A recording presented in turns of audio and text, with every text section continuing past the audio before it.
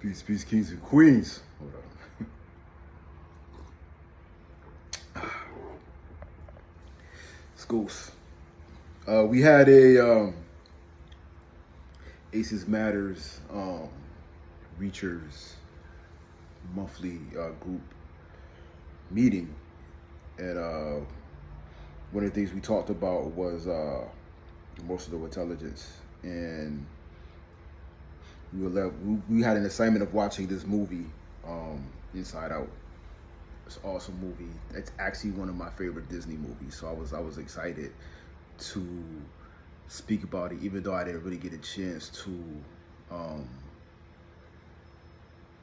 contribute as I was at work and I was listening in, but share my thoughts.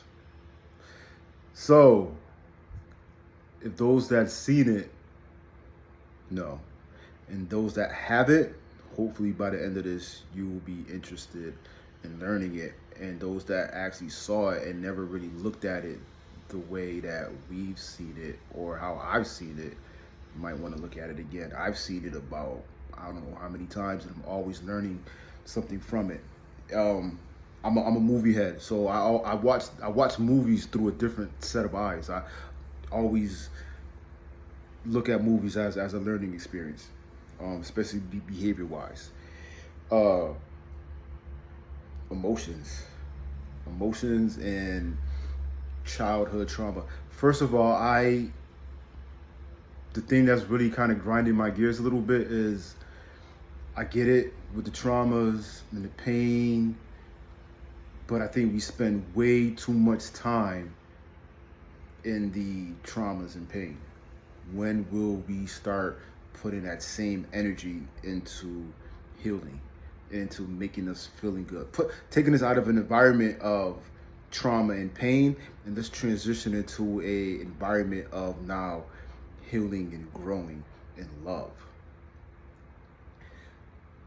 which is great with the movie because the little girl was spending way too much time as Joy and did not give enough time and space to Sadness. And then when Joy wandered off and let the rest of the emotions take hold or control, you can see the emotional roller coaster. Anger came in and just went wild.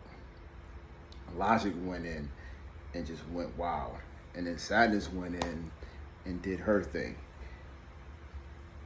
So to me right now, what Aces Matter is, with this childhood trauma, I feel like we're just spending way too much time in sadness. Like let's not look at trauma as a weakness. To me, I had a, and I don't even say I had anger issues because I didn't see that. Obviously, as a child, I didn't see myself as having anger issues. Anybody who says, "Oh, you're just angry," there was a scene with Medea, and then Dr. Phil was just like, "You're angry," and he's like, "I'm not angry." He's like, "No, you're angry. I'm not angry." And he starts getting mad, but it wasn't because he was angry. It was just because you was just pissing me off, telling me something that I wasn't. And it might have been perceived as me looking as an angry child. And now as I'm becoming more self-aware of myself and my feelings and my emotions, I was just a real passionate kid who was just mislabeled. Are we looking at our kids and judging them off of mislabeling, thinking that, oh, they're just angry kids, they're just misbehaving, they just can't stay still, maybe because the environment is just boring, they're just not learning in school, you know, they're all over the place, let's just give them this medication to keep them staying still as a robot so that they listen and obey. Maybe they're just artistic where they just need to just have their mind just go. They just can't be put in a box. I remember when I was playing basketball and my brothers would tell my mother they don't like playing basketball with me because I was angry and yelling, and I was just passionate about basketball. Like, that was just me. And as time grew, instead of me looking at that as a strength, I started looking at that as a weakness, because then I started thinking about what other people was thinking. And then my voice started becoming this big, powerful, strong, confident, spoke with authority and confidence, and just got real low. To the point where now sometimes I almost seem like I'm mumbling. I'm real soft-spoken. I don't talk as loud or deeply as, because it was just like, oh, you sound scary, you sound this, and I hated my voice, and I just stopped talking as much as I used to. I wasn't never a big talker, but when I spoke, I spoke, and I just didn't want to speak. I didn't want to make any moves. I didn't want to really do too much, because there's the angry guy. How come I didn't smile? Some people just don't walk around with just a it's just like, I'll smile, I'll laugh, but then I'm back to just whatever face. That's just my relaxing, normal face, and it's cool. Be mindful of those that walk around with the Joker face all the time.